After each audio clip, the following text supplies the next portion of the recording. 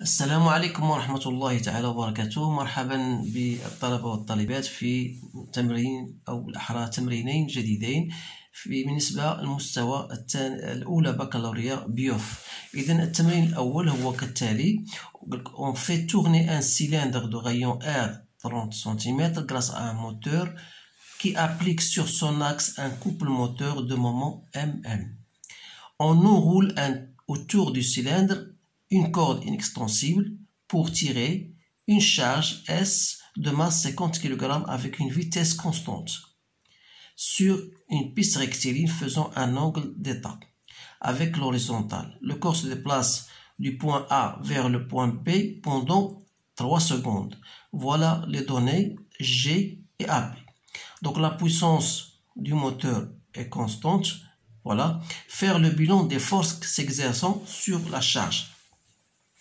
Alors, le bilan des forces, c'est bien sûr le corps S, il est soumis à quoi? Donc, on dit que le corps S, il est soumis à son poids P, donc son poids. Il est soumis à la réaction R, réaction du plan incliné. Et il y a enfin la tension du fil. Donc la tension du fil. Voilà les 3 forces auxquelles il est soumis. Donc, même si cette question n'est pas demandée, si on veut représenter ces forces-là, donc vous savez que le poids, toujours, on l'apprend par le centre de gravité. Donc voilà le poids, il est toujours perpendiculaire au sol. Voilà P, voilà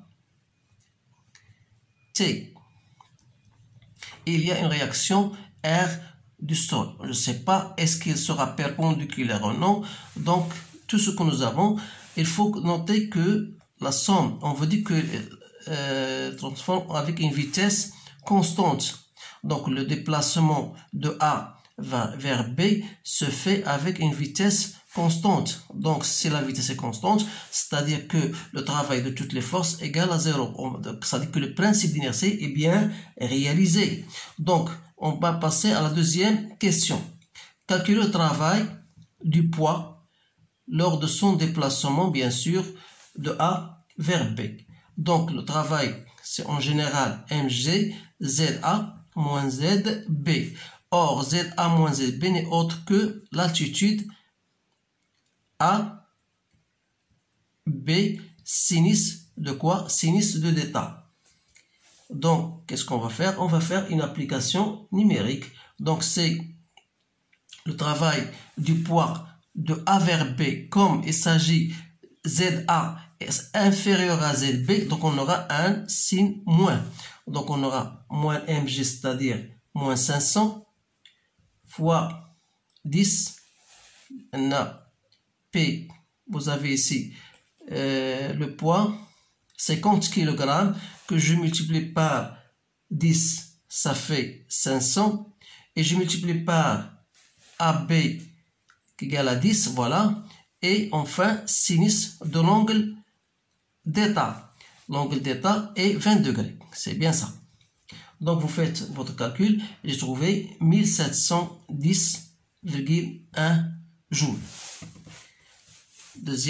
Troisième question, ce sont des questions faciles. Donc, le travail de la tension T du fil, c'est quoi? Lors du déplacement de A vers B, c'est toujours T pour du scalaire AB. Comme T et AB sont du même sens, donc c'est T fois AB. Donc, il suffit de faire le calcul. T, c'est 330. Que je multiplie par AB, donc c'est 3300 joules. Voilà le travail de T. Quatrième question, calculer le travail de R. Donc le travail de R, de la réaction du plan incliné. Et comme on a dit tout à l'heure que puisque la vitesse est constante, le principe d'inertie est bien réalisé. Donc le travail de P plus le travail de la réaction plus le travail de T égale à 0. Donc le travail de R n'est autre que moins le travail de T plus le travail de P. Ceci était déjà calculé, donc le travail de T, on a 3300, moins 1710. Si je prends un chiffre après la virgule sans mettre ce 1 là, donc j'ai à peu près moins 1590 watts. Travail en joule.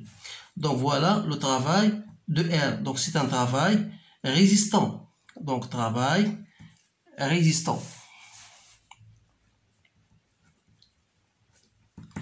Donc on va passer à la cinquième question. Faire l'inventaire des forces exercées sur le cylindre. Donc les forces exercées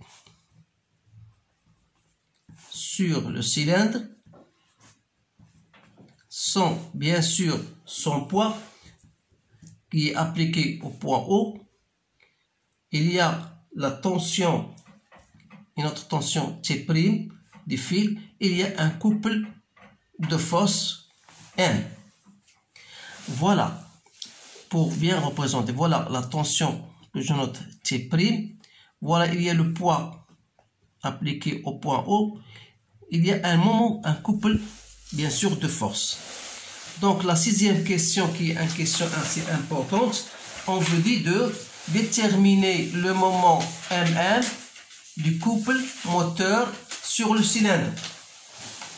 Donc là, vous savez que vous avez une chose à bien, vous avez le poids, c'est bien noté, la puissance du moteur P est constante égale à 10 watts. Donc vous savez que la puissance d'une force, c'est généralement son travail divisé par le temps. Donc le travail d'une force, il s'agit d'un travail de la force du couple, c'est son moment fois delta de delta divisé par delta de t. Autrement dit, c'est mm, delta de delta c'est quoi? C'est oméga. Donc sachant que la vitesse linéaire c'est r oméga, donc je tire oméga c'est v sur r. La vitesse c'est quoi? C'est la distance sur le temps. Rs r. Donc ce qui implique que P n'est autre que mm AB sur R delta T. De là, je tire mm n'est autre que P R delta de T sur AB. Donc je fais l'application numérique. Donc mm, c'est P c'est 10, fois R 0,3 parce qu'il faut 30 cm, donc c'est 0,3 en mètres, multiplié par delta T c'est 3 secondes, divisé par AB égale à 10, je trouve 0,9 Nm. Donc voilà la réponse à cet exercice de la physique. Maintenant, je vais passer à un autre exercice, mais cette fois-ci en chimie. Donc l'exercice, voilà. Il est devant vous. Vous pouvez faire une pause pour le bien lire et faire répondre aux questions posées. Donc, d'après les résultats de son analyse sanguine, Yedder constate que son taux de cholestérol est égal à 5,5 10-3 mol par litre de sang. La formule brute du sang, il était bien donnée.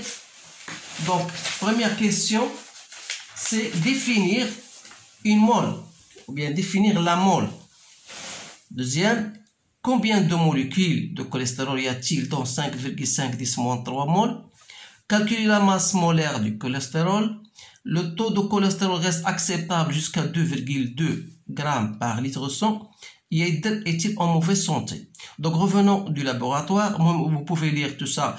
Moi, je vais répondre aux questions pour ne pas perdre assez de temps. Donc je passe à la question, premièrement, définir la mole. Donc ça, définir la mole.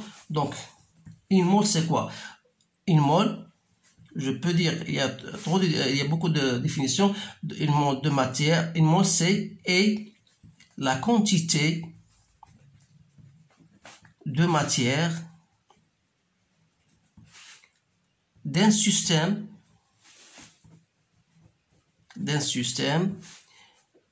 contenant, si vous voulez, contenant autant d'entités, bien sûr les entités soit molécules, soit atomes, soit etc., des matières d'entités élémentaires,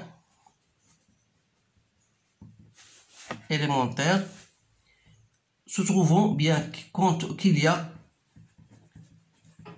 dans 12 grammes de carbone 12. Voilà, ça c'est une définition qui est générale, mais il y a d'autres définitions. On peut dire que c'est la quantité de matière, ou bien c'est la quantité qu'on trouve dans, il y a 6,02 10 à la puissance 23, donc c'est la quantité qui est égale à 6,02 10 à la puissance 23. Donc il y a d'autres définitions, mais ce qui nous importe, vous pouvez revenir à votre cours pour trouver la définition que vous avez fait en cours.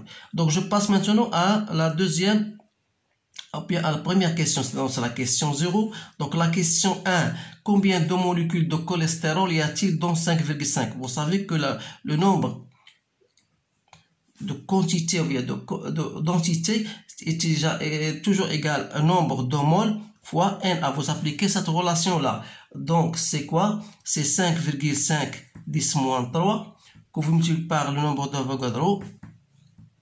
Donc vous trouvez comme j'ai trouvé 3,311 10 21, bien sûr entité. Voilà n. Donc la deuxième question, calculer la masse molaire du cholestérol. Donc la masse molaire, vous pouvez le trouver facilement. Calculer la masse molaire du cholestérol. Voilà, le cholestérol a 27 carbone, donc c'est la masse molaire du carbone, c'est 12, plus a 46 d'hydrogène fois 1, plus la masse de masse molaire de l'oxygène.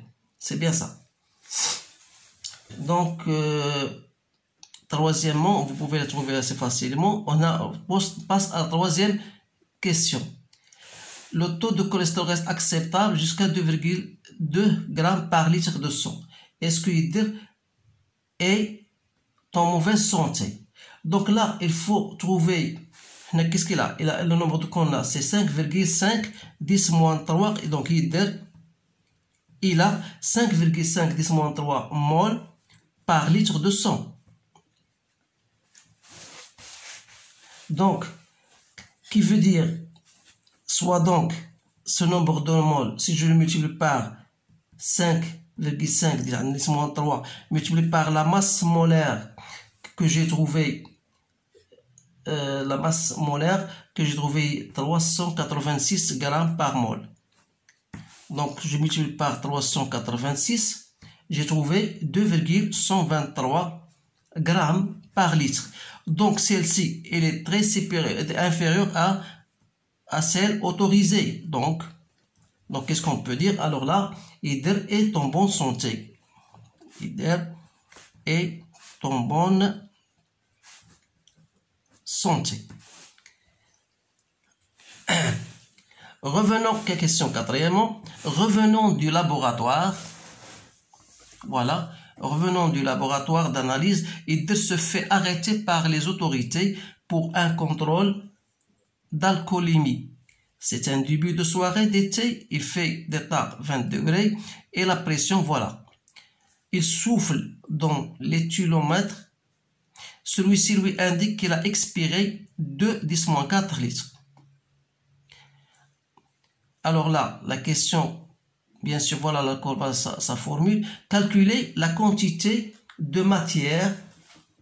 Calculer la quantité de matière de l'alcool expiré. Donc, puisqu'il s'agit d'un alcool expiré, donc, je peux dire que j'applique la loi PV égale à nRT. Alors là, N, c'est quoi? C'est PV sur RT. Et je fais mon calcul. Donc, P, voilà la pression. Voilà le volume de 10-4. Il ne faut pas oublier à le rendre en mètres cubiques. C'est ça l'important. Que je divise par R 8,3, 293,15. Donc je trouve un 8,326 10-6 mol. Voilà le nombre de mol. Autre question, 5.2.